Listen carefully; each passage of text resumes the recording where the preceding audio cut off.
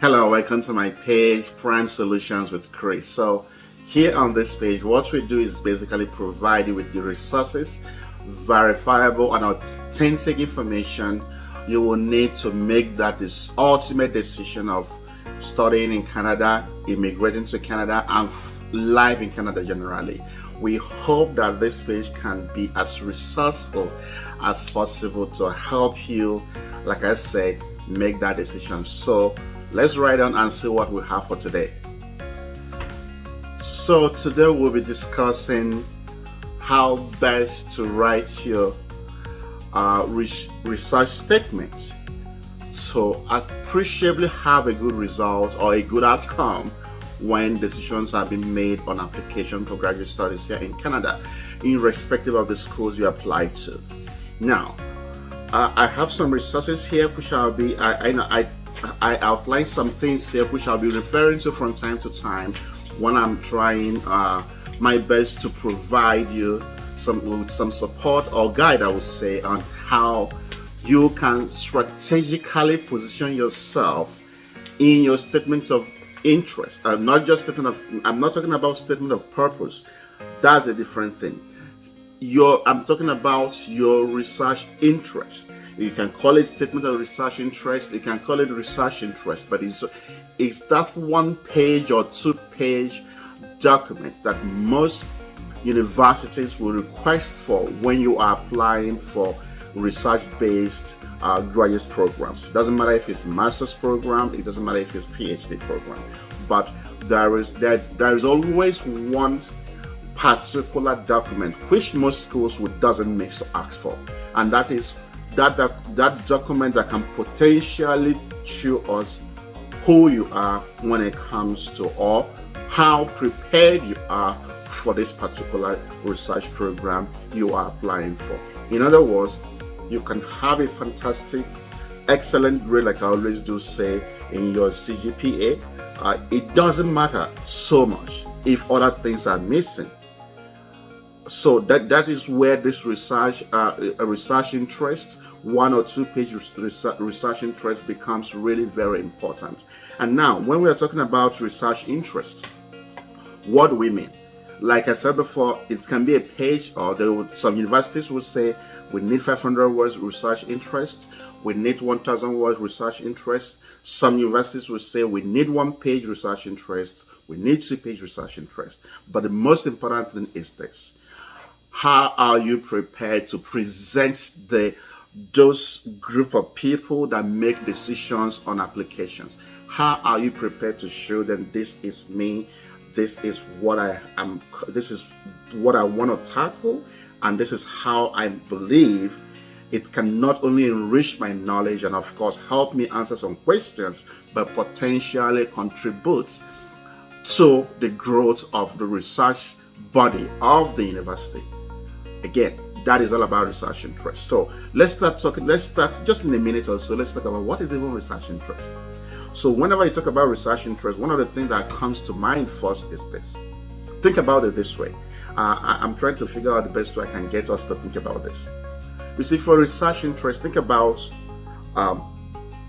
what you've done in the past, what you're doing currently, and what you hope to do in the future, or what you're looking for to do in the future. In other words, I'm thinking about the past, the present, or the current, or the future. Once you have these 3 things in mind, these 3 ideas in mind, you have started thinking of the research interest. So, in having said that, how does that come to play a big role when making decisions for graduate studies?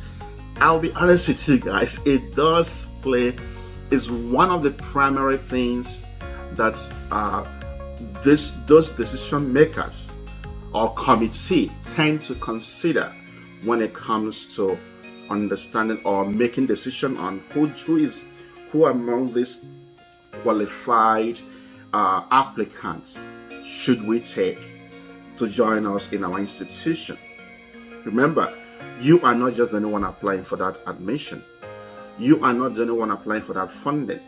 As you are doing your best to apply, or some other people are doing their best to apply to make sure that they are the successful candidate, as you are thinking that I have an excellent result, talking about your first degree, you can never tell how much of excellency, I would say, if I may use that word, the next person have too. So you find yourself in a competing world of great applications. Now the question is, what will make your own different?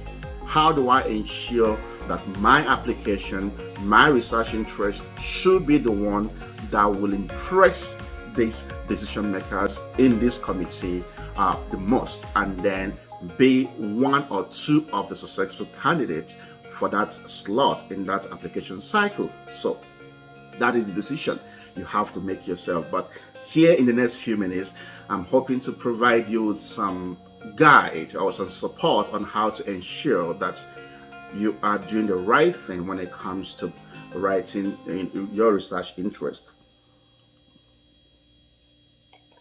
Like I said before, it is important that you understand that, always remember that the meeting the requirements. If I mentioned 1 page, I mentioned 2 page, I mentioned 500 words, I mentioned 1,000 words.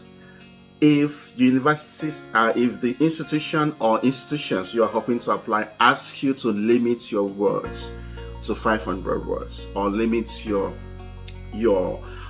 writing to 1 page, that is just basic requirement. You shouldn't try to go up. You should just respect. I would say it's common sense that you respect that 500 words, or you respect that 1 page or 2 page. At most, it is a lot better that you're asked to write 1 page and then you have 1 or 2 lines that would have taken you to 1 page before you finish your research interest writing, than to write to enter the next page. Your ability to write, your capacity to think through a broad topic and present it in a concise form, or your ability to think of a broad interest and present it in a concise form, shows how ready you are for graduate study. So the first thing when it comes to planning for your graduate, for writing your research interest, is this. I'm just going to mark it down so you guys can understand me quickly. I'm going to just draw it out, and then just turn it around for you guys to see what I'm talking about. Now, look at this drawing. I'm going to just do something like this. Now look at this. If you guys can see what I think it's clear. You can see what I've shown you here. What you should include in your graduate studies application, your research interest, should ideally start from here, at least your first paragraph. This is like a triangle facing upside down. The size here is different from the size here. In other words, at this particular point, excuse me, I need some water. At this particular point here, you are looking at a larger question or a bigger picture of a topic. Yeah, I want to be sure this is showing very well. You are looking at a bigger picture of a topic here. And then you will progressively think through of that bigger picture or larger question until you get to this point. This is your research interest. Again, if you want to know how best to understand how to present a research interest, think of a larger picture or think of a larger question here, but realize that this is way too broad for you to assume that universities will accept your application just because you have a broad picture in your head of what you want to do. No, but they expect you to begin your thought from a broad picture until you arrive at a specific question around here. This is what most schools, all the schools I will tell you, will be looking for. They're not looking for you to jump straight to this your specific question here. They're looking for you to be able to articulate the larger picture around here, but know as much as possible how to keep trimming that broad picture to a manageable research that you can tackle within this your within the space of your program. Not just within the space of your program, but all that you can potentially tackle as required by that graduate study. So I know a lot of us who want to think that once you show that I have a bigger picture in my head, that most universities will accept my application, or they will consider me the best. That's where we get it wrong. The idea is start your thought from a bigger picture, keep moving down, and then get down to a very specific question you want to answer. Now, let me give you a good example. It depends on where you live. Here, I've basically throughout my graduate studies, I've looked at oil exploration, oil exploitation, and impact on communities. Now, let me use my native country, Nigeria, for example, to discuss this. Imagine you want to look at oil, natural resources in Nigeria, or oil exploration in Niger Delta. That is, you want to look at the impact of oil exploration in Nigeria, in Niger Delta. That seems so fantastic. You want to look at that. But if you present a research interest that shows the committee that what you're talking about is oil exploration in Niger Delta and its impact on communities, that, looking at it is good, but you are painting a broad picture. The universities or most professors, all professors, will expect you to look at a specific impact that might have resulted from that oil a natural resource extraction in Nigeria. One of the things I looked at during my one of my graduate studies in Norway, I would say, is I was looking at oil exploration in Nigeria and conflict, the case of MEND. Can you see how I talked about oil exploration in Niger Delta? I know that oil exploration has been going on for a long time, but I wanted to look at conflict. Again, I'm not looking at conflict completely. I'm looking at MEND, the movement for the emancipation of Niger Delta. How the conflict generated by MEND fueled or not fueled a lot of issues that arose from oil extraction in the Niger Delta. So it's the same when it comes to you. The question is, what do I want to do? Start from thinking of the broader picture and move to this very smaller picture that can potentially address a very specific question. When I was looking at that, if you want to look at oil exploration or conflict, for example, in Nigeria or anywhere, there are so many. If you want to look at the conflict, we know we have so many militant groups, but I wasn't interested in all the militant groups. I was very, very specific with regard to MEND. So the same also applies to most research studies. What you should be looking at is this. I will start my thought from a broader picture, and then I'll end my thought with a specific research question I want to address. This is where most committees will be looking at. What do you have to discuss in your research study? Does it align with our own? Do we have the strength, the capacity to supervise that particular topic? If we do, is that particular topic too broad, or is it manageable within the program? If it's manageable, then you are getting close to getting that mission. So again, we have to understand that. Now, one of the things you also have to understand is that the research statement should, as much as possible, talk about maybe what you've done in the past. Maybe your graduate study can actually be an offshoot from your undergraduate study. In other words, your research at the graduate level can actually be a continuation of your interest from your undergraduate degree. Maybe trying to answer more questions that you were not able to address during your undergraduate study, or maybe looking at the question a much more different narrative, or even maybe questioning your own position at the earlier study. So you can actually question your own study in the past if you're not convinced that, oh, that could be the reason or the recommendation or the issue. So if you're not only, you can question your own research, you can question other people's research, you can write to support other people's research. The most important thing is try to align your interest with something that has some history. It could be history attached to your, like I said, to your undergraduate degree. It could be history attached to your present work. Maybe you have been out of school for like 10 years or 5 years or 6 years, and you've been working, and you of course you've gathered some knowledge that pertains to your work that seems to have shifted your values, your interest from what you did at the undergraduate level. Your ability to articulate a much more specific question with regard to that broad area that you've been working for years makes you a strong candidate for the program you applied for.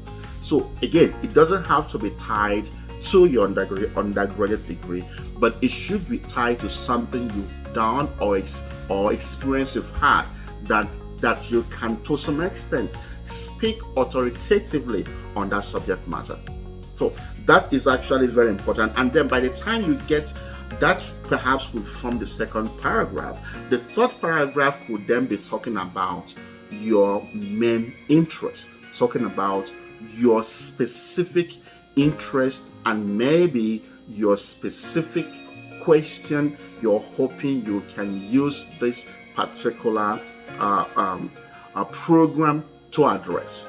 So you see how we moved from a broad picture of like a general understanding of the subject matter to attaching it to your first degree, or a continuation of your interest from first degree, or attaching it to your past work experience. Generally speaking, it should have a history.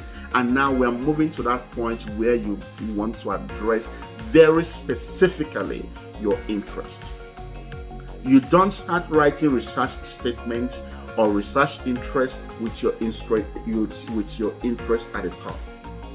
You have to start from a larger picture and help the committee to understand your thought process until you get to that point where you talk about your own specific question. By the time you've asked your specific question and then try to show the committee how you hope to address that question, how you hope to carry out your research, then you are beginning to sound more convincing. You are beginning to sound more believable. You are beginning to sound like someone who can potentially get the admission and most likely get the funding that would support you throughout your graduate program. And of course, that might not be all true. Also, sometimes when we start a research, it doesn't always, when we set out to address a specific question, it doesn't always follow that would be the end of that particular topic. You can actually show also, maybe if you have up to 4 paragraphs you're writing, you can actually show also how you hope the future of research in that particular area. So what you're saying or your conclusion, maybe when you're done writing your thesis or your dissertation, shouldn't just be the end of every discussion on that subject matter. Show that there is need for continuous investigation on that subject matter. It may not be you doing that. It can actually be someone else around the world, somewhere around the world, who perhaps has come across your writing and feel, okay, you must have done a good job to this point, but this is not enough. I'm going to base my writing on your position and carry on with that investigation. It's all about how we are able to contribute to body of knowledge in the academic world. That is what they are looking for. And being able to convince them that, look, I know how to present a broad picture. I know how to discuss, bring my thought process from that broad picture to that specific topic and research question I am interested in. Once you're able to do that, you can be rest assured that yes, I am ready. This is good enough. And it is important also, I will say this, that have some good eyes, people with critical mind to read through your research interest. Don't just give it to anybody. Give it to people that can provide you with critical assessment of what you've written.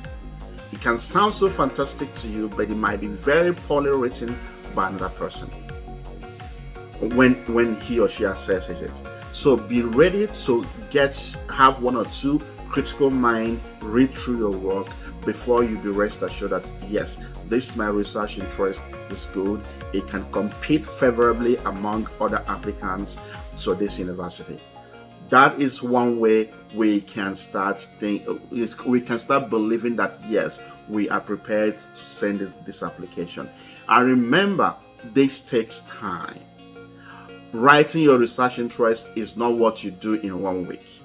It can take up to a month to even start preparing, and then take up to 3 months to even write it, depending on how serious you are and how committed you are in the process. It can actually take 1 month to finish it. How committed you are in the process will show exactly how long it may take you to finish writing, and then be rest assured that yes, this particular requirement for this graduate study, I have done it and is ready, and you move to the next round. So I hope this little information can help you to, make that decision. So when you want to start thinking of writing your research interest, remember the steps we talked about, and it can potentially help you to, write, get other really good people to intelligent people who understand what it means for someone to carry out research, get them to read through, and then provide you with some feedback that can help you to keep refining that particular your write-up until you get it to that point that is ready to be submitted. Yeah, so I hope you like I hope I've been able to provide some support. And yes, if you like my page, please hit that subscription button and turn on your notification so that you can know exactly when I have uploaded new videos. Take care, guys. Bye.